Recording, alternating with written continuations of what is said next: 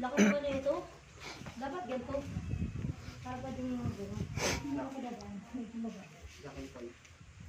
Paano nakabili? Paano tumama sa luto?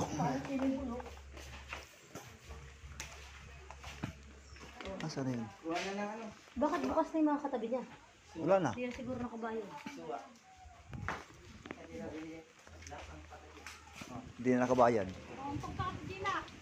Ang pagkakabili ito. Ayun kay Kuya Lito sa kabila yun. Yun doon si Ama. Karong nagbili ka, Gina? Oo, ito nga. Nagbili ka ng posporo. May mga lighter naman dito. Lasindihan mo na. Bakit ako yung...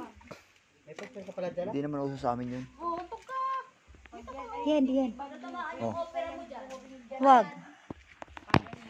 Oh, yan. Gusto mo pa nakaano ka, ha? Baha yan.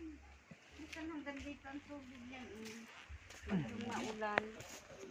Pag tinabo na, matatabo na naman yan pag tinabo. Bakit? Pwede naman, ano, kahit mataas. Mapapaba dito, pag sa amin, huwag nagbaha, lapos yung pa niya. Pero dito sa kabilang sementeryo, mga tenement yan, eh.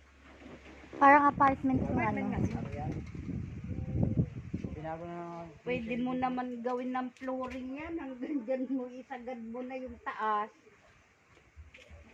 Parang flooring na lang siya dyan. Baka bago mag-undas ang pabulungan ko yan. Grabe sakit ng kabila. Ay, pag ginawa ko yun, yan panggang dyan, nagkahabog.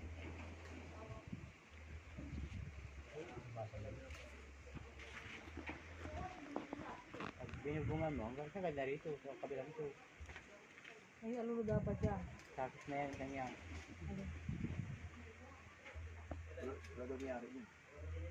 wala nang may-ari niyan. Tagal na yan. Hindi ko nga lang pinapapatulan. Akin na yan pa. O pinaanuhan. Baka multuin tayo ng may-ari niyan. Di man, nandun nga, oh.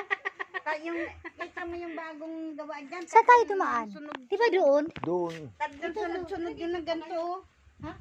Pinaano Kasi di lang kami ni- tinuro. Dito kami daan sa mga pansyon. Nung pumunta kami dito.